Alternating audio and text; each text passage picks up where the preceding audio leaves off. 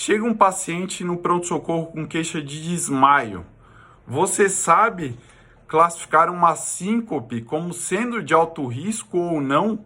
Se ela tem uma causa potencialmente fatal que necessite de intervenção? É sobre isso que hoje a gente vai falar na série Na Prática do Cardiológico.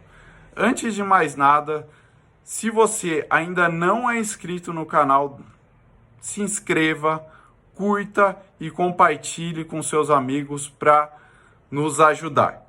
Então, primeira coisa, antes de mais nada, a gente precisa definir se essa queixa do paciente é de fato uma síncope. E qual que é a definição de síncope? É uma perda transitória da consciência secundária à hipoperfusão cerebral com retorno espontâneo da consciência sem intervenção. Ou seja, se for uma perda prolongada da consciência e que necessite de intervenção médica, isso não é uma síncope. A gente tem que pensar em outras causas de rebaixamento do nível de consciência. Tendo o diagnóstico de síncope, a gente vai precisar definir qual que é a causa dessa síncope. E a causa vai definir se o paciente tem um bom prognóstico a longo prazo, que precisa ou não de intervenção agora. Então, qual que é a causa mais comum de síncope no departamento de emergência no mundo? É a síncope neurocardiogênica ou a vasovagal, que tem excelente prognóstico a longo prazo. Entretanto, existem outras causas que têm causas potencialmente fatais, que são as síncopes de origem cardíaca, ou seja, um paciente com uma insuficiência cardíaca que tem uma taquicardia ventricular, ou eventualmente uma síncope secundária, uma bradiarritmia, uma síncope secundária, uma valvulopatia importante, como a estenose aórtica, ou mesmo um equivalente isquêmico, como uma síncope secundária a um infarto agudo do miocárdio.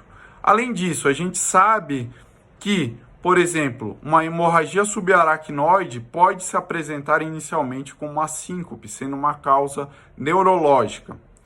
Outra causa potencialmente fatal é a síncope secundária a um tromboembolismo pulmonar. Essas causas de síncope precisam de intervenção. Outra causa que é benigna seria a hipotensão postural. Um idoso que usa muito medicamento e que vai no meio da noite, acorda e sincopa indo ao banheiro. Então, tendo essas causas em mente, a gente precisa classificar a síncope em uma delas.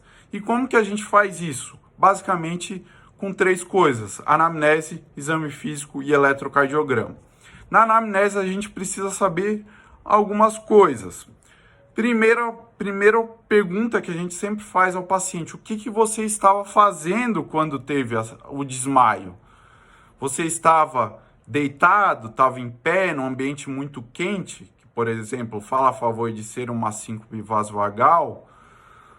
Se você estava muito tempo deitado e daí acordou rápido e foi ao banheiro e sincopou, isso fala a favor de ser hipotensão postural.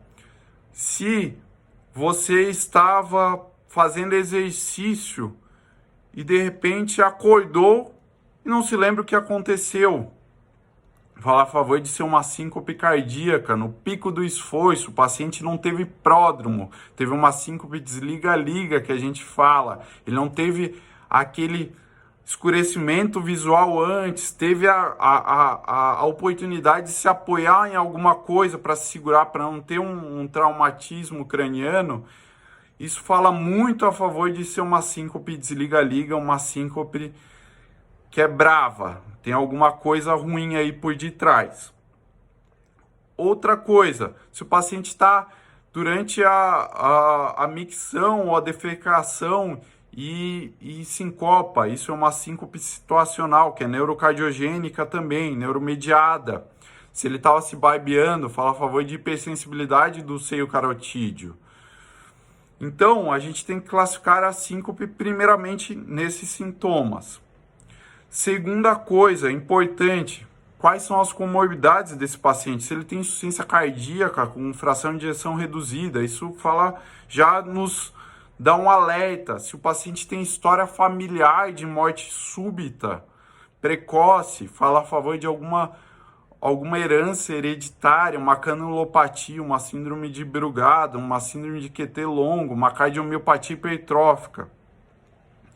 E quais medicamentos que esse paciente toma? Se ele toma muito remédio para pressão, se ele toma remédio para próstata, principalmente em idosos. A gente sabe que idosos têm muita hipotensão postural, então toma muito remédio para pressão e tem muita hipotensão postural.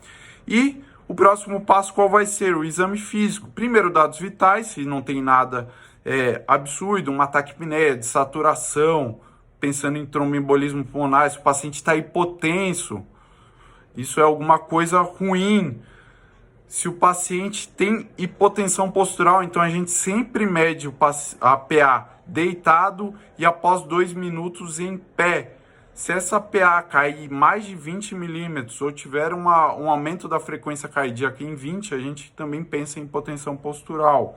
Na ausculta cardíaca, se tem algum sopro, se tem alguma arritmia, para a gente descartar uma valvulopatia importante.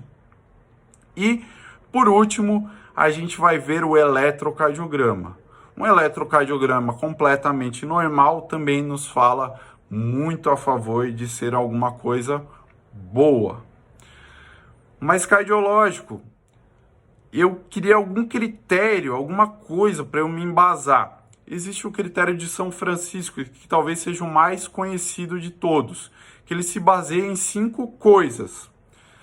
Se o paciente tem PA sistólica abaixo de 90, se ele tem um eletro alterado, se ele tem taque ou dispneia, se ele tem um hematócrito abaixo de 30 e se ele tem uma história de insuficiência cardíaca. Se ele tiver qualquer um desses fatores, é uma síncope de alto risco.